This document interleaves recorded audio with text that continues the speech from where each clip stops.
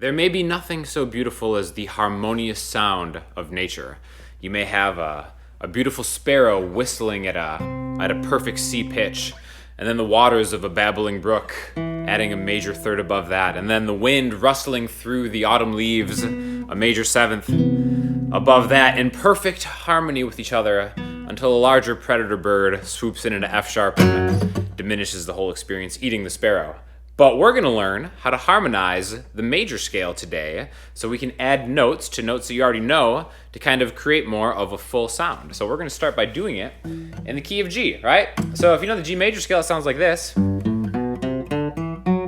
G, A, B, C, D, E, F sharp, G. We're going to do something a little bit different, and we're going to play each of those root notes with one finger, our index finger, and this is going to be the root note off which we're going to harmonize the major scale and build chords, right? So we're going to start with this G on the 3rd fret of the E string. Then we're going to go to the A, the 5th fret of the same string, and that's going to be it for this string. So we've got 3, 5, skip to the A string, 2, 3, 5, 7, 9, 10. So the nice thing about this is if you have inlays on your guitar, which most of them do, you can kind of just follow the dots. So we've got 3, 5, 2, 3, 5, 7, 9, 10, right? So one way to play the G major scale, not the most efficient way, but we're going to add chords on top of this. So what we say when we're harmonizing something is we're just adding notes within a scale, maybe even they're outside of a scale, to make a harmonious relationship between at least two, most of the time more notes that kind of mesh and vibe well together, right? So the first thing we're going to do is we're going to turn them all into power chords, and we're just going to add the 5th, right, or the 5th note away from each note within this scale. Now, we don't even have to know the notes of this scale because we're going to be doing more of a shape thing, and we're going to turn these into numbers in a second. But first, we're going to start by adding the 5th on this G, which is right here, right? So we're adding a D, G, A, B, C, D, to make a power chord. So instead of getting G, A, B, C, D, E, F sharp, G, we're going to turn them all into power chords.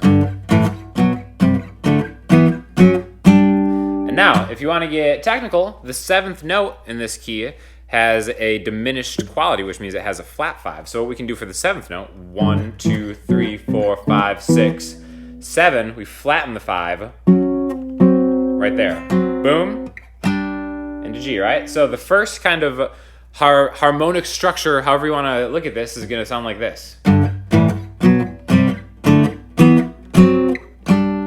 Okay, so this can be thought of as playing a chord scale because we're using chords. I mean, they're technically power chords, so they're not technically chords yet by the literal definition, but we're just kind of building off of root notes.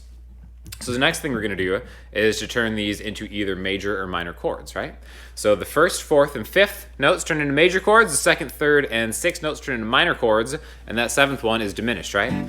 So you may know these voicings already, but I'll put them up on the screen in case you don't. So the first one, we're just going to do a regular bar chord. If a bar chord is too hard for you, you can kind of cheat a little bit and just get the middle part of it. And we're going to go, so G major, A minor, B minor, C major, D major, E minor, F sharp, kind of half diminished if you want to look at it that way. Back to G. So one more time.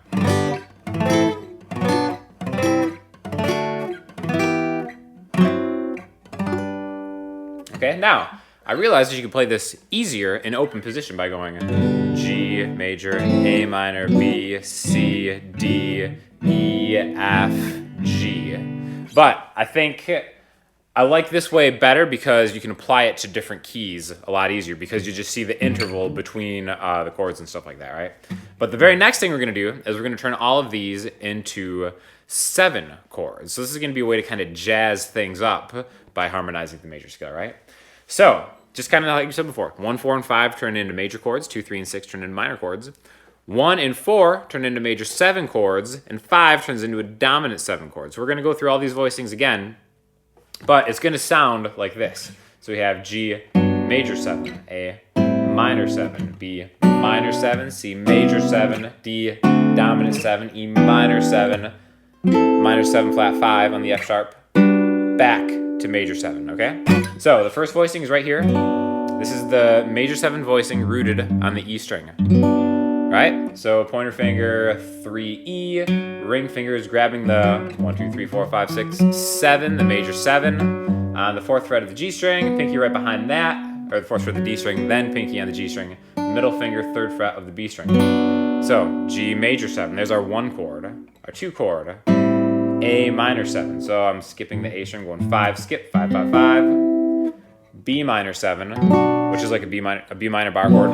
Lift that pinky up. C major 7, 3, 5, 4, 5. Now D dominant 7, so 5, 7, 5, 7. E minor 7, the same thing we did on the B. 7, 9, 7, 8. And then we have the 7 chord, the half diminished, minor 7 flat 5 1, which is 9, 10, 9, 10. And then we end up back on G, which is 10, 12, 11, 12. Right? So 1, 2, 3, 4, 5, 6, 7, 8. 8 being the octave 1 again, right? Now, a better way to think of this, instead of thinking it as like, G, A, B, C, D, is as numbers, right? So if we have 1, 2, 3, 4, 5, 6, 7, 8, we can kind of talk about these in chord progressions. And if you want to do something jazzy, you just pick out numbers. Be like, do a 1, 6, 5. So you start on the 1, to the 6, to the 5, right? 1, to 6, 5. Now if you want to do the same thing in A, you just kind of remember the spacing. So to get to this 6, from 1 to 6, I got to go down all these frets, right? So like 4 frets down a string, and there you go. So if we're doing it in A, you go from a 1 to a 6, right? I'm not even thinking about what the note is. I'm just remembering the spacing between my hands going off of finding the major scale in that way with one finger, right? So there's just a couple different things to think about. And again, if you wanted a non-jazzy sound, if you want to do more of like a rock thing, just do power chords. You could do like a 1, 6, 5 power chord thing.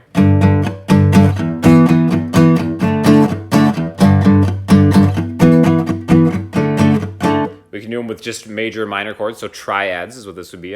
1.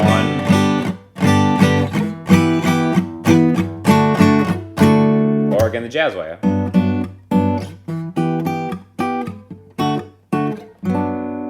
So that is how you harmonize the major scale. Another word for it, again, is playing a chord scale. But it's good to know where these numbers are and where they are in relation to each other, because chord building is a very fundamental and important thing in songwriting. If you want to communicate with another musician, you can be like, oh, go to the 4 chord, something like that. This is a great way to kind of see the fretboard and assign those numbers to spots and harmonize the major scale.